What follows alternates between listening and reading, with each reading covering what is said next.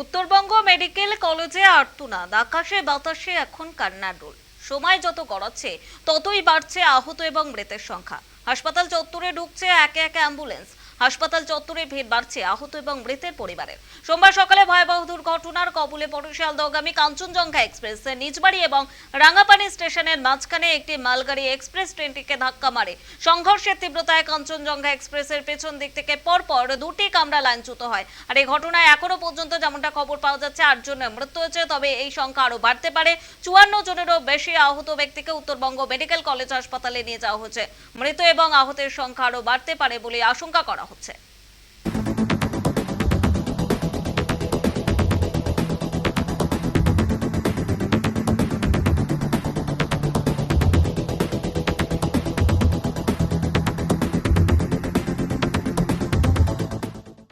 ঘড়িতে তখন 9টা 15 সোমবারের সকাল, আর ভয়াবহ একেবারে ট্রেন দুর্ঘটনা, যার ইতিমধ্যেই প্রশাসন সূত্রে জানা যাচ্ছে 8 জনের অধিক মৃত্যু খবর রয়েছে। পাশাপাশি একাধিক যারা জখম অবস্থায় রয়েছেন তারা এই মুহূর্তে নর্থ বেঙ্গল মেডিকেল কলেজে নিয়ে আসা হয়েছে। এই মুহূর্তে যে ছবিটা আমি আর থেকে একবার দেখাতে বলবো, একেবারে যুদ্ধকালীন তৎপরতায় এখানে যেমন চিকিৎসা পরিষেবা দেওয়া হচ্ছে, তার পাশাপাশি নিরাপত্তার কিন্তু মুড়ে ফেলা হয়েছে গোটা হাসপাতাল চত্বর। আমাদের হেভি ইনজুরি আছে, আর একজন এই এখন বডি আসলো। এটা আমাদের চারজন আছে, মারা গেছে একজন মারা গেছে। আপনাদের ডাক বিভাগে ডাক বগিতে ছিল, ডাকবো কাঞ্চনজঙ্ঘা শিয়ালদা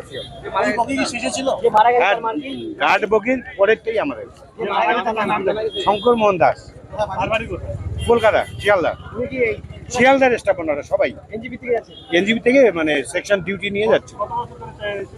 উনি রিটায়ার করে আবার চাকরি করছেন। উনি মারা গেছে, উনি চারজন ছিল। হ্যাঁ, এখন যে বডিটা আসলো এটাই।